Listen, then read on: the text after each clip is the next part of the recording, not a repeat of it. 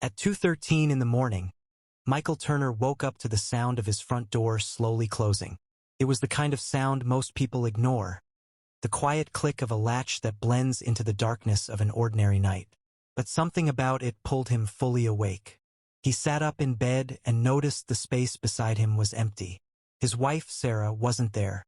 That wasn't unusual by itself. Sarah sometimes woke early or wandered into the kitchen when she couldn't sleep. But when Michael walked down the hallway and saw the lights off, the house silent, and the driveway empty, a strange feeling settled in his chest. Sarah's car was gone. Her phone was still on the kitchen counter. Her purse was hanging exactly where she always left it. And on the dining table sat a small envelope with his name written across the front in her handwriting. The woman Michael had been married to for 16 years had vanished in the middle of the night, leaving behind only a note and a life full of questions he never thought he'd have to ask. For most people in the quiet town of Brookfield, Ohio, the Turners were the definition of stability. They were the kind of couple neighbors pointed to when talking about a successful marriage. Michael ran a small contracting business that had grown steadily over the years, the type of company built on word-of-mouth trust. Sarah worked part-time at a local dental office and spent most of her days managing the rhythm of family life. Their house sat on a quiet street lined with maple trees, where kids rode bikes in the afternoon and porch lights flicked on as the sun went down. If you asked anyone who knew them, they would tell you the same thing. Michael and Sarah were solid. No loud arguments. No strange rumors. Just a hard-working couple raising two teenagers and trying to build something lasting. And yet, on that cold October morning, Michael found himself standing alone in the kitchen, staring at a letter from the woman he believed he knew better than anyone in the world. Before we continue this story, before we uncover the truth behind what happened to Sarah Turner, before we follow the trail of secrets that slowly unraveled an entire life, take a moment to tell us something in the comments. Let us know where you're watching from. It's always fascinating to see how far these stories travel and who they reach. And if you enjoy real stories told with patience and detail, don't forget to hit that subscribe button so you never miss any of our upcoming videos. Now, let's go back to that kitchen table, because the envelope Michael held in his hands that morning would begin a chain of discoveries that changed everything he thought he understood about the woman he married. The note inside the envelope was short, shorter than Michael expected for something that looked so carefully written.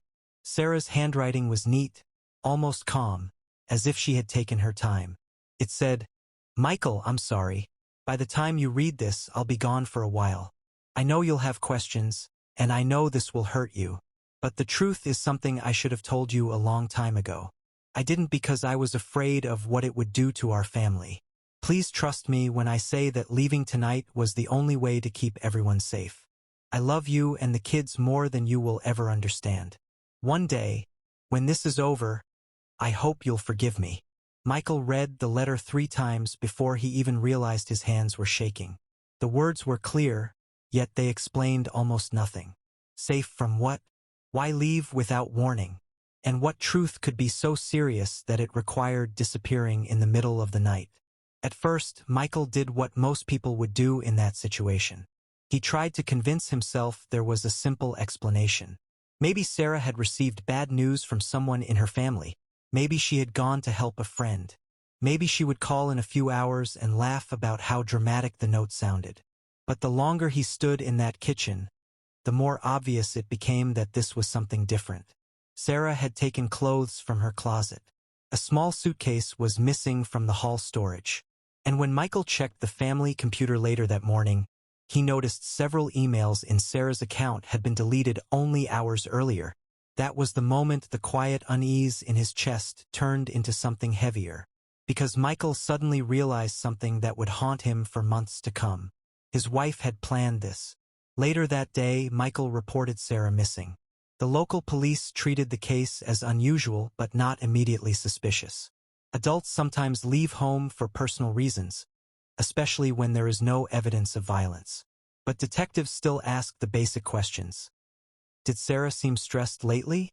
Had she argued with anyone? Did she mention being afraid of someone? Michael struggled to answer. The truth was, their life had felt ordinary. They worried about bills, about their kids' grades, about whether the roof needed repairs before winter. The kinds of worries most families share. Nothing about Sarah's behavior suggested she was preparing to vanish. Yet as investigators continued asking questions, Michael found himself remembering small details he had ignored for years. Moments that seemed harmless at the time but now carried a different weight. Like how Sarah never talked about her childhood in much detail, or how she rarely stayed in contact with old friends, or the way she sometimes grew quiet when conversations turned toward the past. One of the detectives eventually asked a question Michael had never considered before.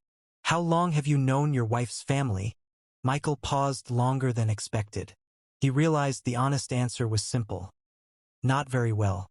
Sarah had told him her parents passed away years earlier, and that most of her extended family had moved away from the Midwest. Over the years, Michael accepted those explanations without much thought. People lose touch with relatives all the time. But now, standing inside a police station answering questions about the woman he married, Michael felt a cold realization settle in his mind. There were entire chapters of Sarah's life he had never seen. And if she was willing to leave everything behind in the middle of the night, maybe those missing chapters mattered far more than he ever imagined. For the first 2 weeks, there were no real answers. Sarah's bank accounts remained untouched. Her phone stayed inactive. Her car was eventually located nearly 200 miles away in the parking lot of a bus terminal in Indiana. Surveillance footage showed a woman matching Sarah's appearance stepping onto a long-distance bus carrying a single suitcase. That image raised even more questions. Where was she going? Who was she meeting? And why travel that far without telling anyone? Investigators started examining Sarah's background more closely, expecting to uncover something minor that would explain her sudden departure. What they found instead forced the entire investigation in a new direction. Because according to the records they located, Sarah Turner had not always been Sarah Turner. And the name she used before meeting Michael belonged to a story that had never truly ended. At first, this looked like a normal marriage, a normal neighborhood, a normal life. Brookfield, Ohio was the kind of town where people noticed when a new car appeared in a driveway and where the same families attended the same grocery store, the same church, and the same Friday night football games every fall. The streets were quiet, lined with maple trees that turned deep red in October, and dropped leaves across sidewalks where children walked home from school. The Turners had lived there long enough that most people simply assumed they had always been part of the town. Michael Turner was known as a dependable contractor who showed up early to job sites and stayed late until the work was done right. Sarah Turner was the friendly woman people recognized at the local dental office, the one who remembered patients' names and asked about their families while scheduling appointments. To everyone who saw them together, they looked like a couple who had built their life carefully over many years, step by step without chaos or drama. Neighbors described them in almost identical ways whenever someone asked about the Turners. They were polite, quiet, steady, the kind of people who brought a dish to community potlucks and waved from their porch when someone walked past the house. Their home sat halfway down Oak Ridge Lane, a modest 2-story house with a wide front window and a wooden fence in the backyard where their children once played when they were younger. On summer evenings, Michael sometimes grilled outside while music drifted through the open kitchen window, and Sarah would step out onto the porch carrying a bowl of salad or a tray of drinks. It was the sort of routine that blended into the peaceful rhythm of a small town, the kind of life people imagine when they talk about stability. Nothing about it suggested that one day police officers would be asking questions about the woman who lived there, or that reporters would eventually search through old records trying to understand who Sarah Turner really was. But behind closed doors, someone was lying. Not in the obvious way people expect when they hear about deception. There were no dramatic confrontations, no shouting matches heard through the walls by curious neighbors. The lie was quieter than that. It existed in the spaces between conversations, in the parts of Sarah's past that were mentioned only briefly before the subject moved somewhere else. Michael never noticed it at first because life moved too quickly for him to examine every detail. Running a business meant long hours and constant responsibility, and raising 2 children meant their house was always filled with noise and activity. School schedules, sports practices, birthday parties, weekend errands. Days passed, then months, then years. When a person shares that kind of life with someone else, trust becomes automatic. You assume the stories you hear are true because there is no reason to question them. And that assumption is exactly what allowed Sarah's secret to remain hidden for so long. So the questions that began forming in the minds of investigators were simple but deeply unsettling. What was Michael's wife hiding? Why would someone build an entire life in a quiet Ohio town and then vanish without warning in the middle of the night? And perhaps the most troubling question of all, why had Sarah kept this secret for nearly 2 decades without anyone realizing something was wrong? The detectives assigned to the case studied the same pieces of evidence Michael had discovered that morning in his kitchen. The letter written in Sarah's careful handwriting. The phone she left behind. The car abandoned hours away at a bus terminal. Each clue hinted at preparation, at a decision that had been building long before the night she walked out the door. Yet none of those clues explained the deeper mystery that slowly began to surface once investigators started examining her past. And when the truth finally surfaced, the police became involved for a reason no one in Brookfield expected. At first, the case was treated as a missing person situation, something that occasionally happens when an adult leaves voluntarily. But as detectives continued digging through public records and older documents connected to Sarah's identity, they began noticing details that did not match the life she had described to Michael. Dates that didn't align. Addresses that led to unfamiliar cities.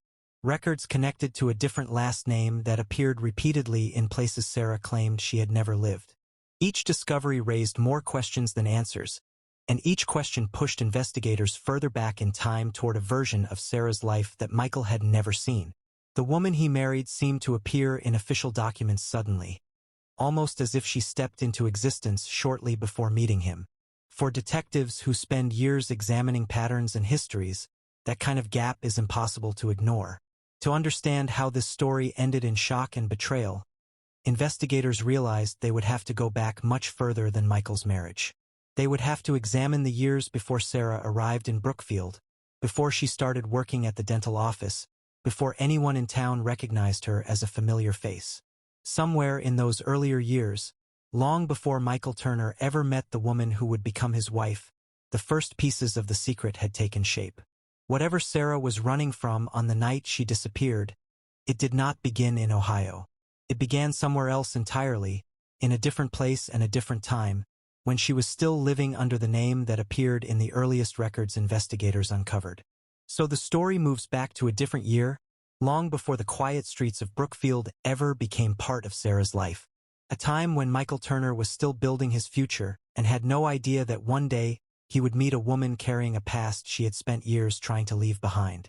The year was 1999, and the first chapter of this story begins there, in a place where the choices Sarah made would quietly shape everything that followed. In 1999, long before the quiet routines of Oak Ridge Lane and long before the night Sarah Turner disappeared from the house she shared with Michael Turner, Michael's life followed a path that many people in towns like Brookfield would recognize immediately. He was in his mid-30s at the time, already known locally as someone who believed in hard work more than anything else. Michael had grown up not far from Brookfield, the son of a mechanic who ran a small garage and a mother who worked long hours at a grocery store. From a young age, he learned that stability rarely arrived by accident. It came from early mornings, long days, and a willingness to do jobs that others often avoided. By the time he reached his 30s, Michael had already spent more than a decade working in construction, slowly building a reputation as someone who finished projects the right way even when it meant extra time and effort. The business he eventually started was small at first, little more than a pickup truck, a few tools, and a list of customers who trusted him enough to recommend his work to friends and neighbors. But over time the projects became larger. Kitchen remodels turned into full home renovations, and those renovations led to contracts for new houses on the growing edges of town. Michael rarely talked about success in dramatic terms. To him, it meant something simple: keeping work steady enough to pay the bills and provide a stable home for the family he hoped to build someday. People who knew him described the same qualities again and again.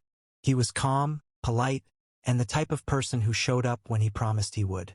In a business where reliability often determines whether someone gets hired again, that reputation mattered. Friends who spent time with Michael during those years remember a man who kept his circle small but close.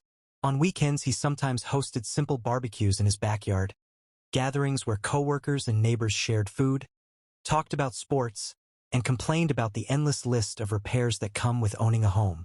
Those evenings rarely lasted late into the night.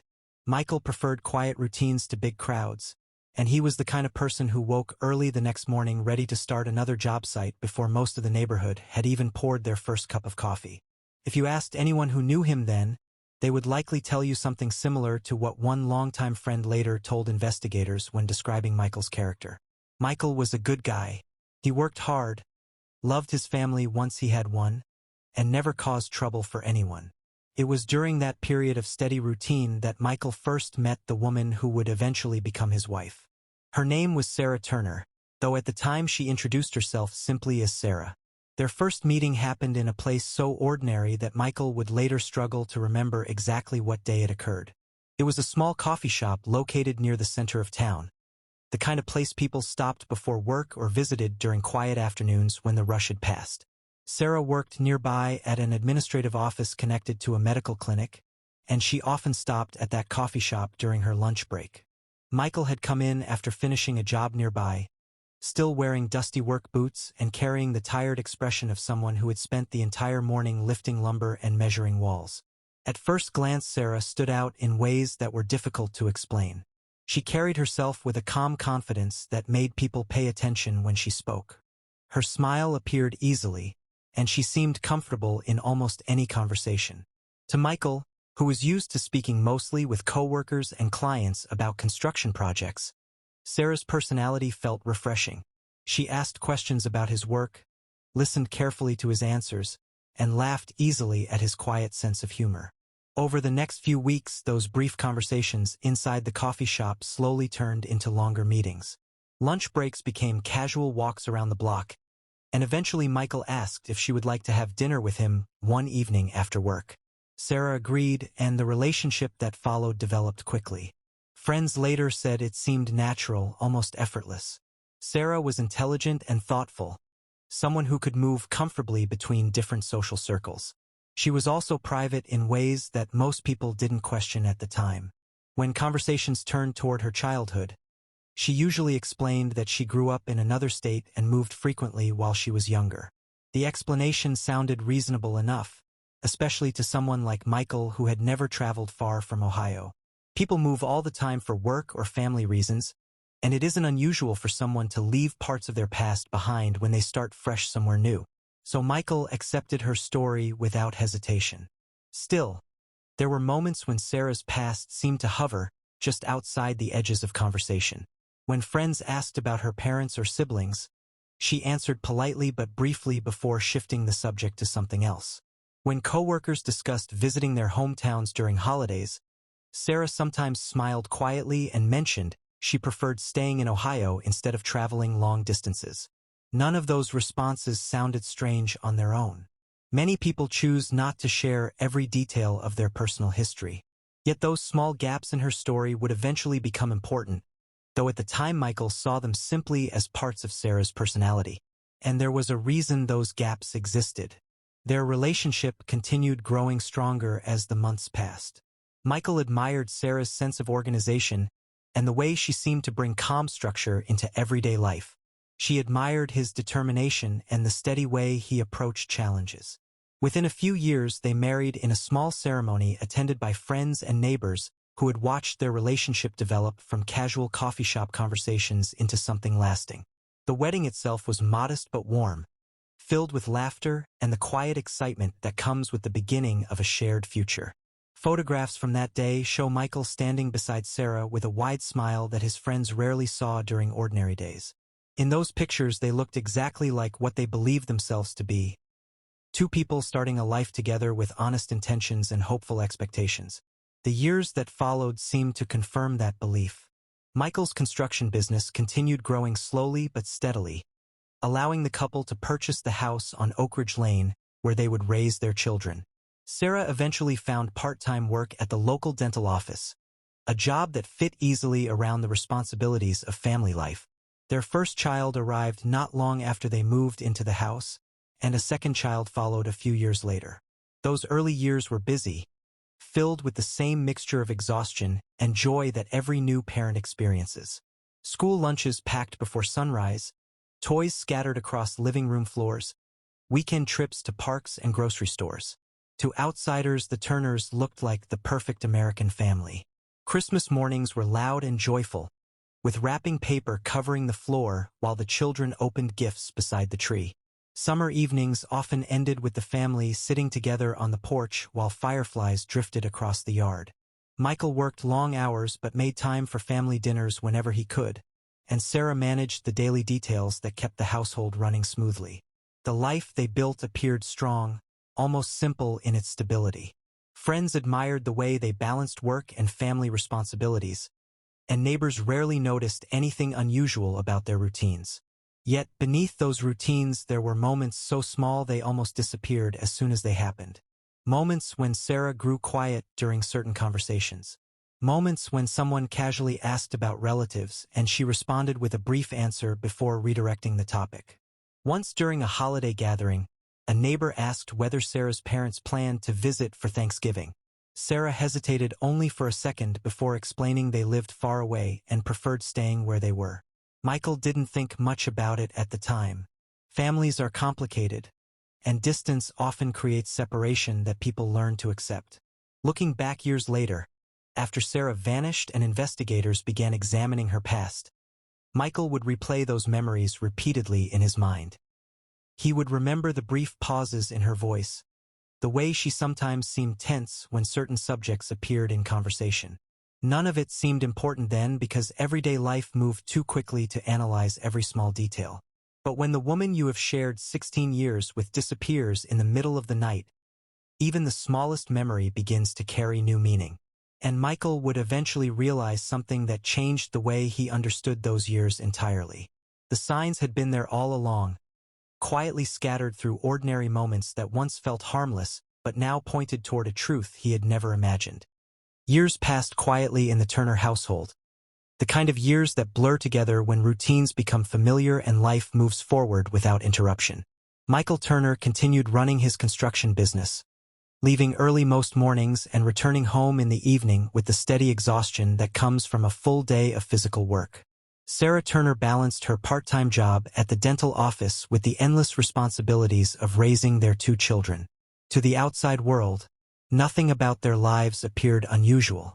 Friends still visited occasionally, neighbors still waved from their driveways, and the house on Oak Ridge Lane remained filled with the same rhythm of family life it had always known. That sense of stability is what made the events of one particular night feel so unsettling later on, because when Michael first woke up that evening, the moment seemed so small it barely registered as important.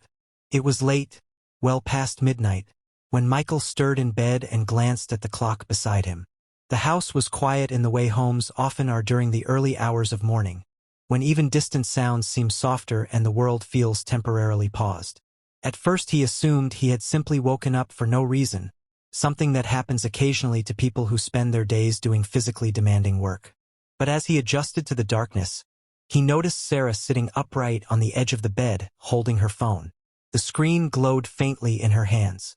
She seemed tense, listening carefully to the voice on the other end of the line. Michael did not speak immediately because he assumed it was something routine, perhaps a call from someone at work or a friend dealing with a late-night problem. Still half awake, he turned slightly toward her just as she stood up and walked quietly out of the bedroom. Moments later, he heard the back door open. Curious now, Michael followed slowly down the hallway toward the kitchen, where the faint sound of Sarah's voice carried through the glass door leading to the backyard. She had stepped outside onto the patio. Michael did not intend to eavesdrop, but in the stillness of the night certain words drifted clearly through the door before Sarah lowered her voice again. The words were brief, spoken in a tone he had never heard from her before. She sounded anxious, almost frustrated. The only clear sentence he caught was short but strange enough to stay in his mind long afterward. "You can't call here, not anymore." After those words her voice dropped again, and Michael could no longer make out the rest of the conversation. A few minutes later she returned inside, placing the phone on the kitchen counter before walking back toward the bedroom as if nothing unusual had happened. At the time, Michael did not question it. Late-night phone calls happen. People deal with unexpected situations all the time, and he trusted Sarah enough that the thought of something serious never entered his mind. When she climbed back into bed, he asked casually if everything was all right. Sarah responded with a quick explanation that a coworker had been having trouble and needed advice. Her tone sounded calm again, and Michael accepted the answer without hesitation. Within minutes, they were both asleep. For Michael, that night ended like countless others before it. But looking back later, he would realize that small moment marked the beginning of a change that slowly spread through their household over the weeks that followed. At first, the differences in Sarah's behavior were subtle. She began keeping her phone with her more often, sometimes placing it face down on the table when she finished using it. Michael noticed this only because it was slightly out of character for her. Previously, she often left her phone in different rooms around the house without much concern. Now it seemed to remain close by throughout the day.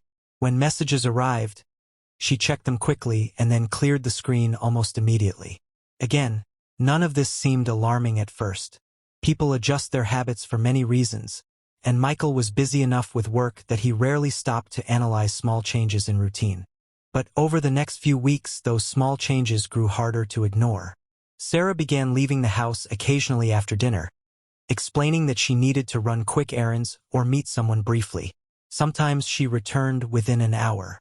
Other times she stayed out longer, arriving home later than usual with vague explanations about traffic or unexpected delays. Michael trusted her, so he rarely pressed for details.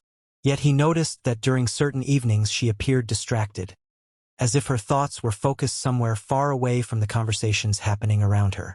She laughed at the right moments and continued managing the family's daily schedule. But something about her energy felt different, slightly distant in a way Michael could not easily explain. Another detail that stood out involved her computer. One evening Michael walked past the home office and saw Sarah quickly closing several windows on the screen when she realized he had entered the room. She smiled and explained she was simply organizing emails from work. The explanation sounded reasonable, but later that night, when Michael used the computer himself, he noticed several folders had been recently cleared of messages. At the time, he assumed she was simply cleaning out old files.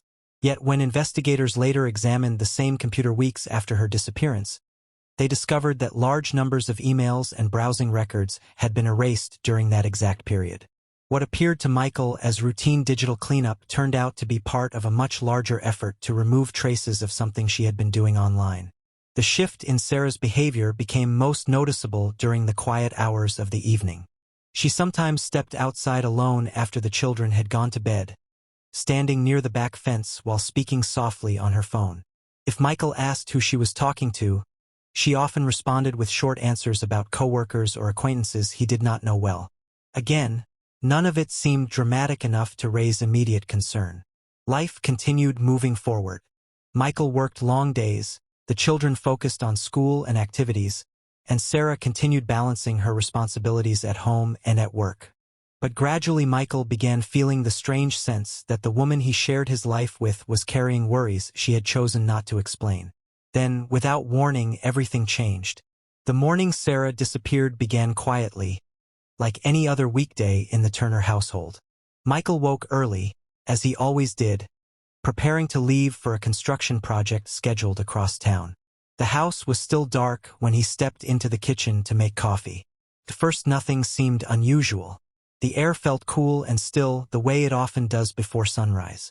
But when he noticed Sarah was not in the bedroom, he assumed she had woken earlier and gone for a short walk or stepped outside to enjoy the morning air. She occasionally did that during stressful weeks at work. Michael poured his coffee and waited for her to return. 10 minutes passed, then 20. Eventually, he stepped outside to check the backyard, expecting to see her sitting on the patio. The yard was empty. When he returned inside, he noticed her phone resting on the kitchen counter beside the sink. That immediately struck him as strange. Sarah rarely left the house without it. Still, he told himself she might have forgotten it while stepping outside briefly. Another 30 minutes passed. The house remained silent. Michael checked the garage and saw her car still parked exactly where it had been the night before. Now the feeling of unease returned, stronger than before. If Sarah had gone for a walk, why leave her phone behind? And why had she been gone for nearly an hour without saying anything? By mid-morning, Michael began calling friends and coworkers to ask whether anyone had heard from her. Each call produced the same answer. No one had spoken with Sarah since the previous day. As the hours stretched into the afternoon, concern slowly turned into something closer to fear. Michael contacted local police and explained the situation. Officers arrived at the house to gather basic information and begin documenting the case. At first, they approached the situation cautiously. Adults sometimes leave home voluntarily for personal reasons, and without evidence of danger, there was little they could conclude immediately. Still, they asked Michael to describe the last few days in as much detail as possible. The longer those conversations continued, the clearer it became that Sarah had vanished without leaving any obvious explanation. Her phone remained on the counter. Her car remained in the driveway. Her purse and personal belongings were still inside the house. There were no signs of struggle, no broken doors or windows, nothing to suggest someone had forced their way inside during the night. To investigators, the situation seemed unusual but not impossible to explain. Perhaps Sarah had left voluntarily with someone who picked her up nearby. Perhaps she needed time away from family pressures. Yet as detectives began examining the circumstances more closely, they discovered details that complicated those early assumptions. Because the woman Michael described to them did not simply disappear from her home that morning. Evidence suggested she had been preparing to leave for weeks. Records from her phone showed repeated calls to a number investigators could not immediately identify. Bank activity indicated small cash withdrawals made quietly over several days. And when detectives searched through the house for additional clues, they realized that several items from Sarah's closet were missing even though most of her belongings remained untouched. What investigators discovered next made the case far more complicated than anyone first believed. Because the deeper they looked into Sarah Turner's recent activity, the clearer it became that her disappearance was not a sudden decision made in the middle of the night. It was part of a carefully planned departure connected to something much older than the life she had built in Brookfield. Something hidden in the past she rarely spoke about. And once detectives began tracing that past through official records, they uncovered a detail that forced the entire investigation to take a very different direction. When the official investigation into Sarah Turner's disappearance began, the quiet house on Oak Ridge Lane quickly transformed into the center of attention for local authorities. Detectives from the Brookfield Police Department arrived first, followed by officers from the county sheriff's office who often assisted in missing person cases. What started as a routine report gradually evolved into something far more serious as investigators began gathering information piece by piece. The first step in any disappearance case is simple: establish a timeline. Detectives asked Michael Turner to walk them through the previous evening in as much detail as possible. They wanted to know what Sarah had done, who she spoke with, what time she went to bed, and whether anything about her behavior stood out as unusual. Michael answered every question as calmly as he could, though the stress of the situation was beginning to show in his voice. Investigators documented the layout of the house, noting the locations of Sarah's belongings and examining the rooms for anything that appeared out of place. Search teams walked through nearby streets and wooded areas in case she had left on foot and encountered trouble. Volunteers from the community even joined early efforts, combing through parks and roadside paths, hoping to find any sign that might explain where she had gone. At the center of all those efforts remained a single question that detectives repeated again and again as they reviewed every detail. What happened to Sarah Turner? It was the kind of mystery that unsettles an entire town because it breaks the sense of security people depend on. When someone disappears without explanation from a quiet neighborhood, it forces everyone to consider possibilities they would rather ignore. In cases like this, investigators follow patterns that experience has taught them over many years. Statistics show that when a person vanishes suddenly, the explanation often involves someone close to them. A family member, a spouse, someone who shares their daily life. Because of that reality, detectives knew they had to examine Michael Turner carefully, even if nothing about his initial statements suggested wrongdoing. Within a few days, he was asked to come to the station for a formal interview. The room where the conversation took place was small and plain, the kind of space designed to remove distractions so investigators can focus entirely on a suspect's reactions and answers. Michael sat across from two detectives who had already spent hours reviewing his timeline. Their questions were direct but controlled, following the same method used in thousands of interviews before this one. One detective leaned forward slightly and asked the question that appears in nearly every disappearance investigation. "When was the last time you saw your wife?" Michael took a moment before answering, partly because the memory still felt unreal to him. "The night before she vanished," he said quietly. He explained how they went to bed at their usual time and how he woke up the next morning expecting her to be somewhere in the house. The detectives continued pressing for more detail. Did they argue that night? Had Sarah seemed afraid of anyone recently? Was there any reason she might want to leave voluntarily? Michael answered each question the same way he had answered them earlier at his home. No arguments, no threats, nothing that suggested she planned to disappear. Although his responses sounded sincere, investigators still needed to verify everything he said. They reviewed phone records, examined the times he used his credit card the previous day, and spoke with coworkers who had been with him at job sites earlier that week. Surveillance footage from a gas station even confirmed that Michael stopped for fuel on his way home that evening exactly when he said he did. Piece by piece, his account matched the available evidence. By the end of those early interviews, detectives reached an uncomfortable conclusion.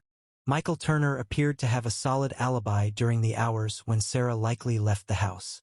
That fact forced investigators to consider a possibility they had not expected when the case first began. If Michael was not responsible for Sarah's disappearance, then someone else might be involved, or Sarah might have left entirely on her own.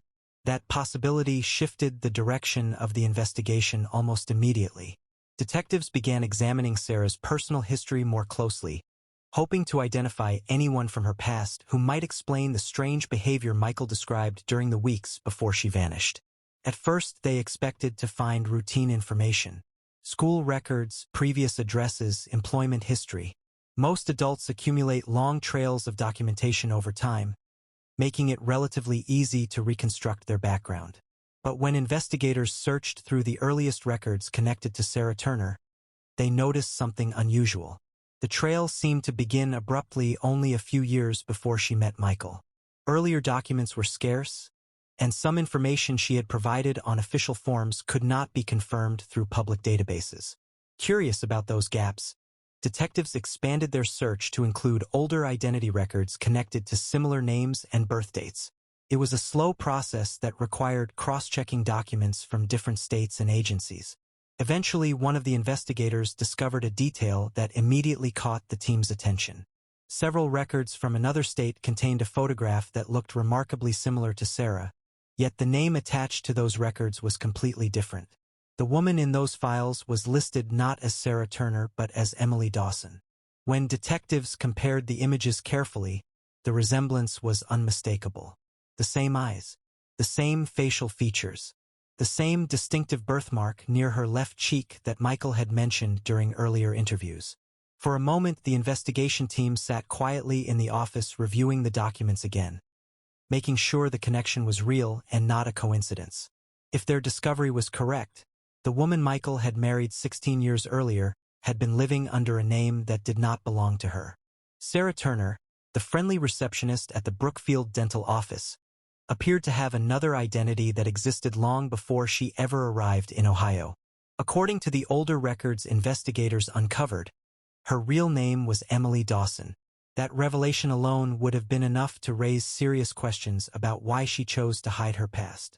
But as detectives continued reading through the files connected to Emily Dawson, they realized that the false name was only the beginning of the mystery. Because buried deeper within those records were references to an investigation that had taken place many years earlier in another state.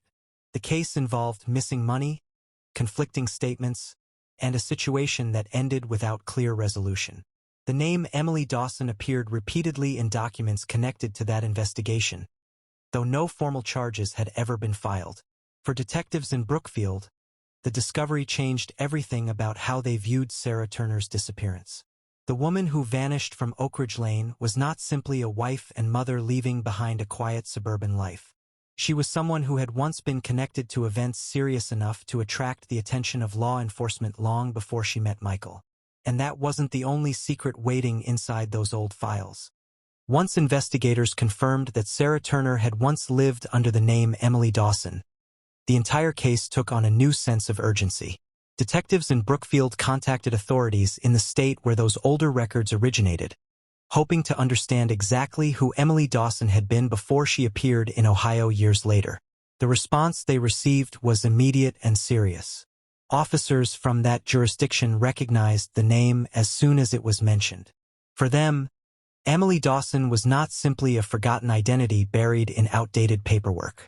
She was someone whose disappearance had once been connected to a financial investigation that attracted attention from multiple agencies. When the case files were reopened and shared with the Brookfield detectives, a story began to unfold that no one in Michael Turner's quiet neighborhood could have imagined.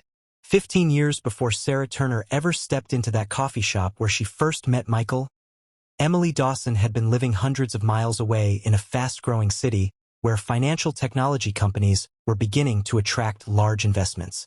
At the time, Emily worked in an administrative role for a mid-sized financial services firm that handled accounts for several wealthy clients.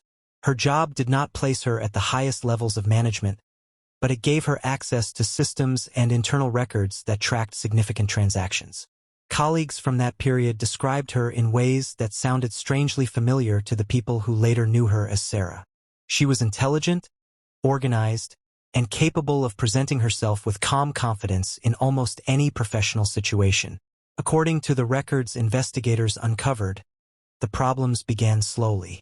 At first, there were minor discrepancies inside a group of accounts tied to an investment fund managed by the firm. The numbers were small enough that auditors initially believed they were simple accounting errors, the kind that appear occasionally when complex financial software processes large volumes of data. But over time, those discrepancies grew larger. What began as thousands of dollars eventually turned into hundreds of thousands. When an internal audit was launched to track down the source of the irregularities, investigators discovered something alarming. The digital trail connected many of the transactions to authorization codes assigned to Emily Dawson's department. At that stage, no one immediately accused her of wrongdoing. Financial investigations require careful verification, and the company wanted to avoid making serious claims without clear proof. Yet the deeper auditors looked into the transactions, the more frequently Emily's access credentials appeared inside the system logs. When the company's executives finally confronted her about the discrepancies, Emily insisted there must be a mistake. She explained that multiple employees sometimes used shared terminals and that she had never personally authorized any transfers involving those accounts. The explanation sounded plausible enough to delay immediate action, but the investigation continued quietly behind the scenes. Then something unexpected happened. Before auditors could complete their internal report, Emily Dawson disappeared. One morning, she simply failed to show up for work. Calls to her phone went unanswered. When colleagues visited the apartment listed in her employment records, they discovered the unit had been cleared out almost completely. Neighbors later told police they remembered seeing a moving truck outside the building late one evening just days earlier, though no one had paid much attention at the time. Within a week, the company filed an official report with authorities, explaining that millions of dollars connected to client accounts had vanished through a sequence of unauthorized transfers. At that point, Emily Dawson was no longer viewed as a potential witness to financial misconduct. She became the primary suspect.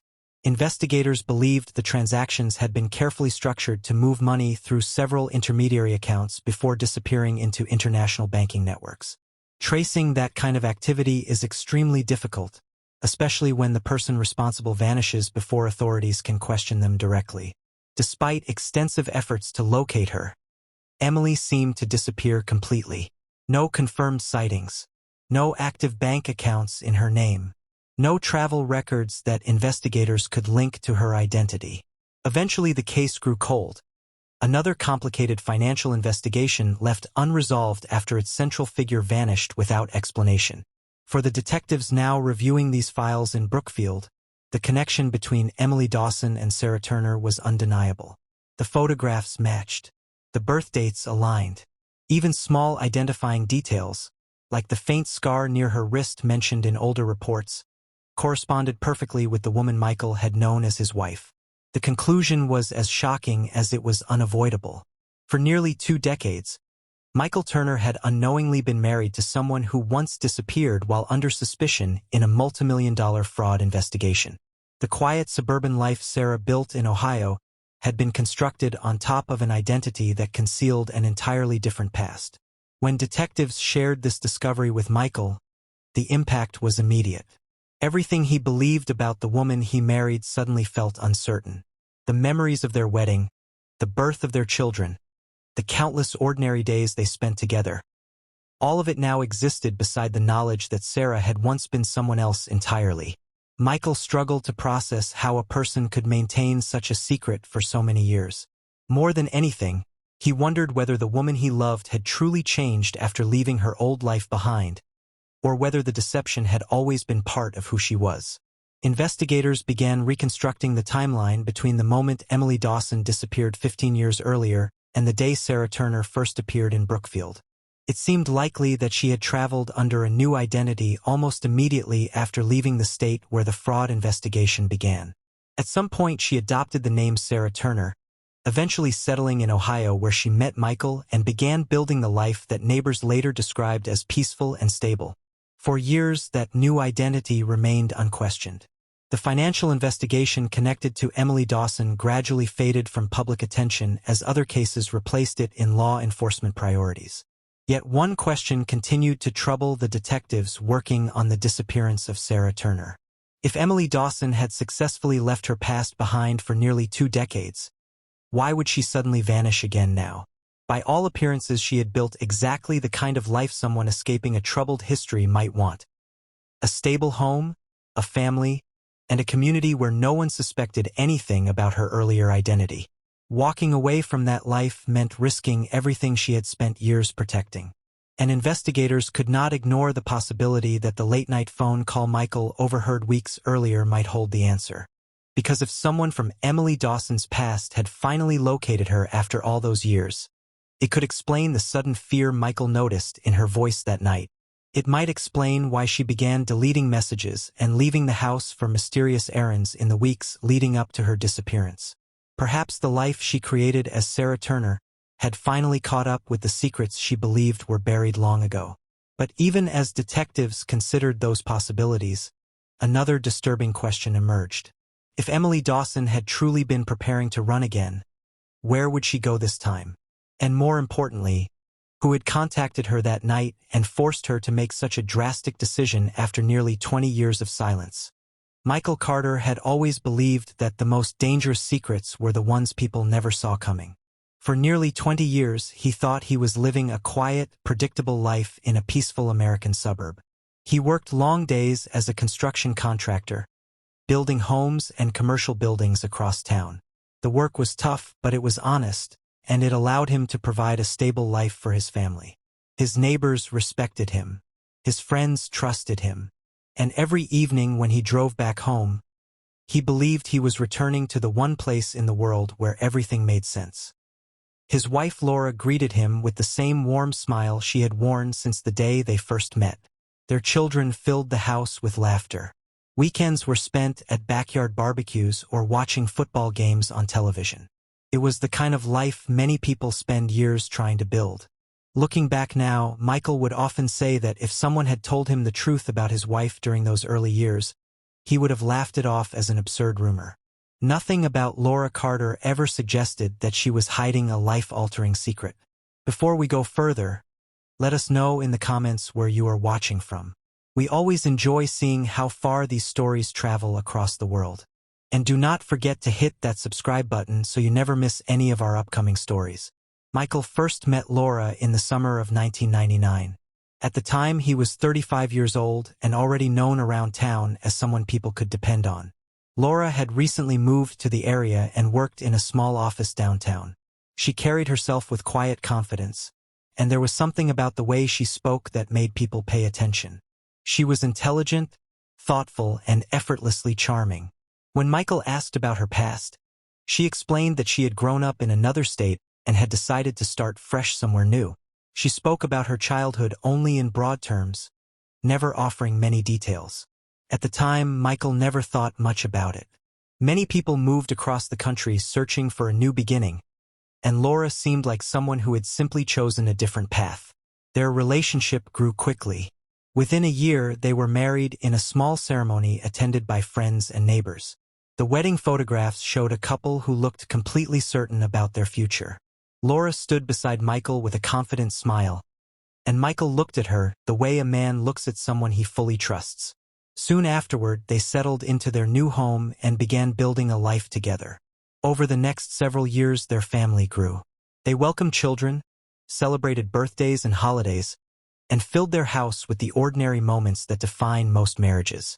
To everyone around them, Michael and Laura Carter looked like the perfect American family. Still, there were moments that Michael did not fully understand at the time. Laura sometimes avoided conversations about her childhood. When people asked about her parents or old friends from where she grew up, she would answer politely but quickly change the subject. Occasionally, she seemed tense when someone mentioned traveling to the state where she once lived. Michael noticed these small reactions but assumed they were simply signs of a difficult past she preferred not to revisit. Like many husbands who respect their partner's privacy, he never pushed her for details she seemed uncomfortable sharing. Years passed without anything unusual happening. Michael continued running his construction business, and Laura continued working in her office job. Life moved forward with the steady rhythm of routines. Then one evening, everything began to change in a way Michael could never have imagined. Started with a phone call late one night. Michael had already gone to bed when he heard Laura's phone vibrating on the nightstand beside her. She glanced at the screen and immediately stood up. Without saying much, she walked outside to take the call. At first, Michael assumed it was a work issue or a friend who needed help. But when he stepped into the hallway a few minutes later, he noticed the way Laura was speaking. Her voice sounded tense and urgent, almost as if she was trying to keep someone from saying too much. He could not hear every word clearly, but one sentence reached him through the partially open door. She said quietly that the person calling should not contact her there again. When Laura came back inside, she told Michael it was just a wrong number and brushed off his questions with a casual smile. But something about her behavior felt different. Over the next few weeks, he began noticing changes that slowly made him uneasy. Laura became more protective of her phone. She started stepping outside to answer calls. Sometimes she would leave the house late at night, saying she needed to run a quick errand. Whenever Michael asked where she had been, she gave brief answers and changed the subject. At first, he convinced himself that he was overthinking things. After all, they had spent nearly 2 decades together without serious problems. But the quiet distance between them continued to grow. Laura seemed distracted and restless, as though she were carrying a heavy concern she could not share. Then one morning, Michael woke up and realized something was wrong. Laura was gone. Her car was still parked in the driveway. Her phone was sitting on the kitchen counter. Nothing inside the house looked disturbed, yet she had vanished without leaving a note or explanation. Michael searched the neighborhood and called her friends, but no one had heard from her. By the afternoon, he contacted the police. What began as a missing person report quickly turned into a complicated investigation. Detectives questioned Michael about the last time he saw his wife and the events leading up to her disappearance. Statistics often show that when someone goes missing, investigators first look at the people closest to them. Michael understood why they needed to ask difficult questions, but the experience was still unsettling. He answered every question calmly and provided an alibi for the night Laura disappeared. While detectives examined the house and reviewed phone records, they also began looking into Laura's background. That was when they discovered something that changed the entire direction of the case. The woman known to everyone in town as Laura Carter had once used a different name. Her real name was Emily Dawson. 15 years earlier, Emily Dawson had vanished from another state while investigators were examining a major financial fraud case involving millions of dollars. Several individuals connected to the scheme had disappeared before authorities could recover the missing money.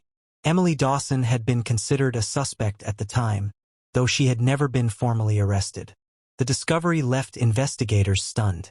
For nearly 2 decades, Michael Carter had unknowingly been married to someone who had completely erased her previous identity. As detectives continued digging through financial records and old case files, another name appeared repeatedly in the documents: Daniel Ross. Ross had once worked with Emily Dawson during the period when the fraudulent financial operation took place. Investigators believed he had been deeply involved in the movement of money through a network of accounts designed to hide its origin. When police reviewed Laura's recent phone records, they discovered several calls connected to a number registered to Daniel Ross. This revelation explained the tension Michael had noticed in Laura's behavior. It also raised an urgent question. If she had been living quietly under a new identity for nearly 20 years, why had she suddenly disappeared again? The search for answers eventually led detectives to a small apartment in another state. There, to everyone's surprise, they found Laura alive. She had once again begun using a new identity, but investigators were able to confirm who she really was. When confronted with the evidence gathered during the investigation, Laura finally agreed to explain everything. She told them that she had not disappeared to escape the law. She had been trying to escape someone connected to the old fraud case. The millions of dollars that vanished years earlier had never been recovered, and certain people still believed Emily Dawson knew where the money was hidden. Laura said she had spent years hoping the past would remain buried, but recent contact from Daniel Ross convinced her that the danger had returned. Then she revealed something even more surprising.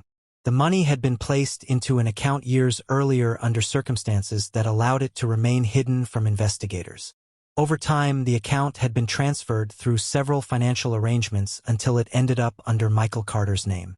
According to Laura, she had structured it that way because she believed no one would ever suspect that the missing funds were tied to an ordinary construction contractor who had no connection to the original fraud case.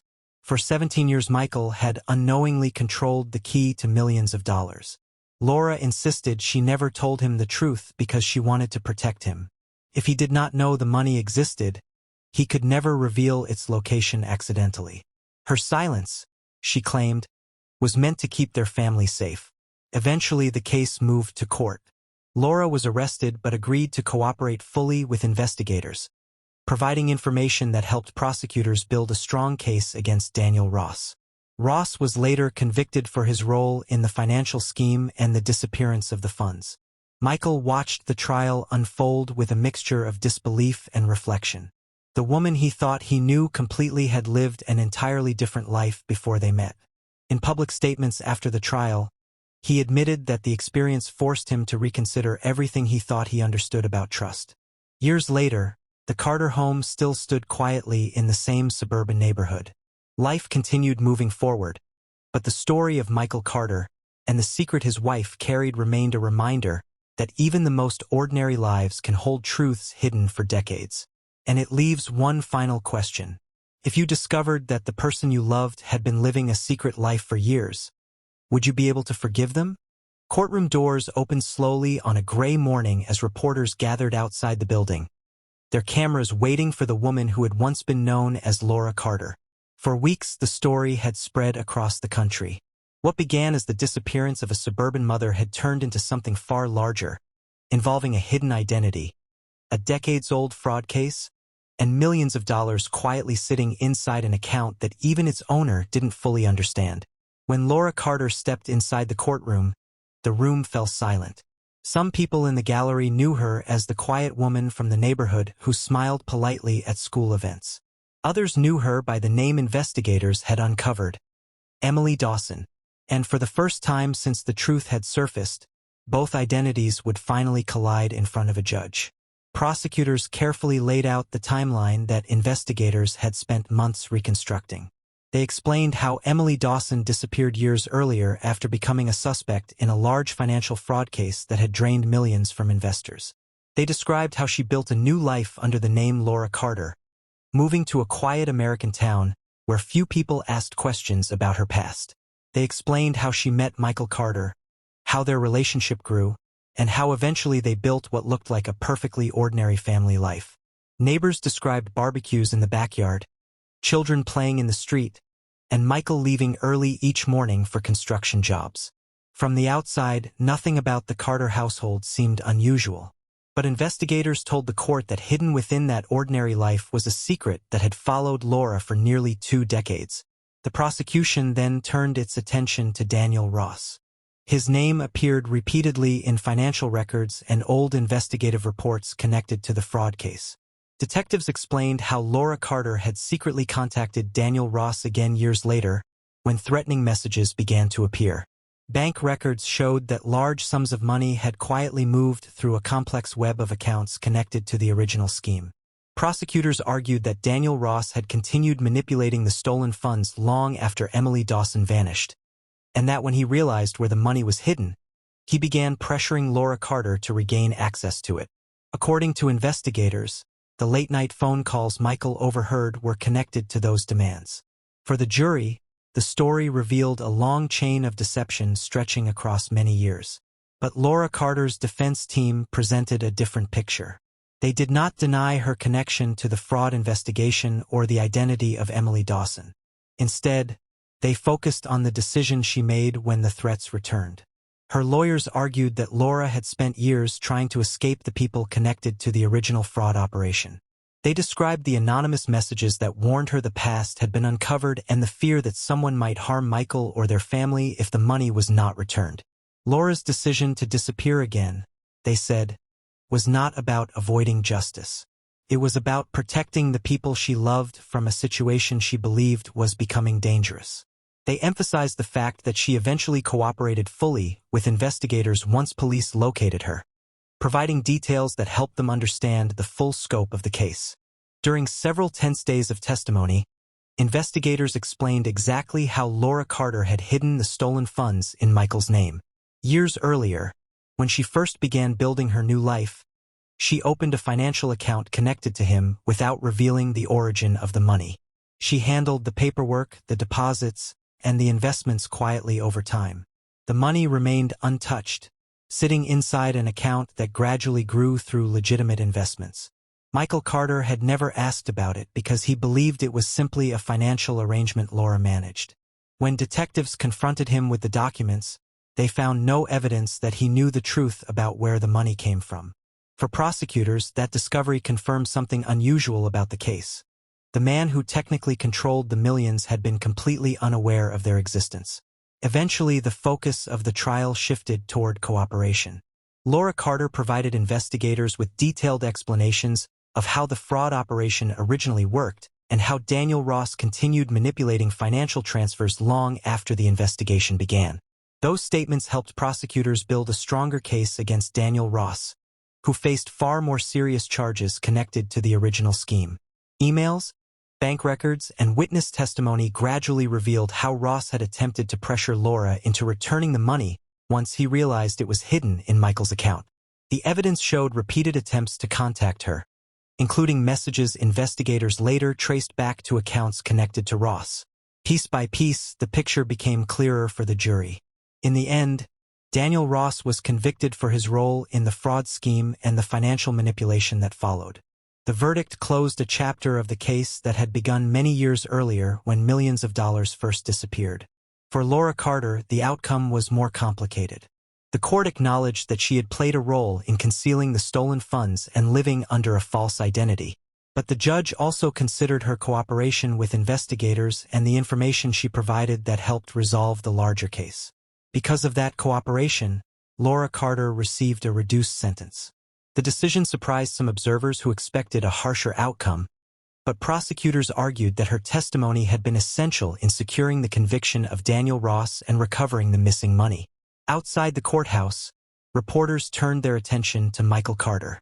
For months he had remained mostly silent, avoiding interviews while investigators sorted through the complicated truth about his wife. But after the verdict was announced, he agreed to speak publicly for the first time. Standing near the courthouse steps, Michael looked exhausted but calm as microphones gathered in front of him.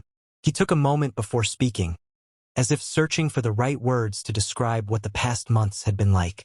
Then he said something that captured the feeling many people had followed throughout the story. "I spent years wondering if I ever truly knew my wife." The sentence was simple, but it carried the weight of everything that had happened. Michael explained that for most of their marriage, he believed Laura Carter was exactly who she said she was. She had been supportive, kind, and devoted to their family. The woman he remembered sharing quiet evenings with was the same woman investigators later revealed as Emily Dawson, someone connected to a financial crime that once shook an entire group of investors. Michael admitted that learning the truth forced him to question many memories, but he also said he understood that fear had driven many of Laura's choices. For him, the hardest part was realizing how long she had carried the burden of that secret alone. As the case faded from daily headlines, investigators finished the long process of tracing the money that had once vanished. Financial experts worked with authorities to recover the funds and return them through legal channels connected to the fraud investigation. For the victims who lost money years earlier, the discovery of the hidden account finally offered some measure of closure. The millions that had once disappeared into complex transactions were now accounted for, sitting in records that told the full story of how the scheme unfolded. It took nearly 2 decades for the truth to surface, but eventually the trail of evidence led investigators to the place no one expected. An account controlled by a man who didn't even know it existed. For many people who followed the case, the most haunting part was not the fraud or the courtroom drama. It was the quiet realization that someone could live beside you for years while carrying a past you never imagined. Michael Carter had built a life with Laura, believing he understood the person he married. Friends remembered the couple laughing at neighborhood gatherings, raising their children, and celebrating holidays together like any other family. Yet hidden beneath that normal life was a story stretching back many years. A story that slowly unfolded only after Laura Carter disappeared and investigators began asking questions. And when everything was finally revealed, the case left behind a reflection that many viewers could not ignore. Sometimes the people closest to us carry secrets we could never imagine. Years after the investigation ended and the courtroom lights faded, the Carter home looked almost exactly the same as it had before everything happened. The quiet suburban street remained peaceful, the same rows of houses, the same trimmed lawns, the same neighbors who once believed they understood the family living among them. But inside that house, the silence carried a different meaning now. Rooms that once held birthday celebrations, late-night conversations, and ordinary family routines felt heavier with memory. The kitchen where Michael and Laura once shared coffee in the early mornings still held the same wooden table. The hallway still displayed framed photographs of family vacations and school events. Yet every object inside the home now carried a story that had become far more complicated than anyone could have imagined. On a small table near the living room window, one photograph remained in the same place it had always been. It showed Michael Carter and Laura Carter on their wedding day, standing side by side with the bright, hopeful expressions that appear in so many wedding photos across the country. At the time that picture was taken, Michael believed he understood the woman standing next to him. He believed he knew her past, her hopes, and the life they were about to build together. Looking back at that photograph years later, he would sometimes wonder how much of that moment had been real and how much had been shaped by the secret Laura carried quietly inside her. The secret Michael's wife was hiding changed his life forever. It changed the way he looked at the years they spent together and the memories they built as a family. It forced him to question the meaning of trust and the complicated reality that people can carry hidden chapters of their lives long before we ever meet them. For nearly 2 decades, Laura Carter had lived beside him while protecting a truth she believed could destroy everything they had built. She believed that revealing the past might place Michael and their family in danger. In her mind, silence was the only way to keep them safe. For Michael, the truth brought a mixture of emotions that were difficult to untangle. There was shock when investigators first revealed that the woman he married had once lived under another identity. There was anger at the realization that such an enormous secret had been kept from him for so many years. But there was also a strange understanding that grew slowly over time as he learned why Laura had hidden the truth. The fraud investigation, the threats connected to the stolen money, the fear that someone from her past might come searching for it again. All of those pieces explained why she believed silence was the safest choice. In the months after the case ended, Michael often returned to that wedding photograph on the table. Friends who visited sometimes noticed him standing quietly near it, as if replaying memories that now carried 2 different meanings. One version of the story was the life he experienced every day. A marriage, a family, and the belief that everything around him was honest and stable. The other version was the hidden story investigators uncovered. The one involving Emily Dawson, the financial fraud case, and the millions of dollars quietly stored in an account he unknowingly controlled. Both stories existed at the same time, layered over the same years of his life. The house itself slowly returned to a quieter rhythm. The attention from reporters faded as new stories replaced the headlines. Neighbors stopped discussing the case in hushed conversations at the end of the street. Eventually, the Carter home became just another house again, part of a quiet American neighborhood where life continued moving forward. But for Michael, the experience left a lasting reminder that even the most ordinary lives can hide extraordinary secrets.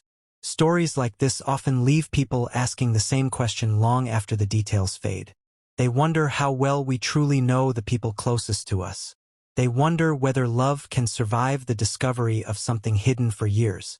And they wonder what they would do if they suddenly learned that someone they trusted completely had once lived an entirely different life. Because sometimes the truth arrives long after the moment when it could have been spoken.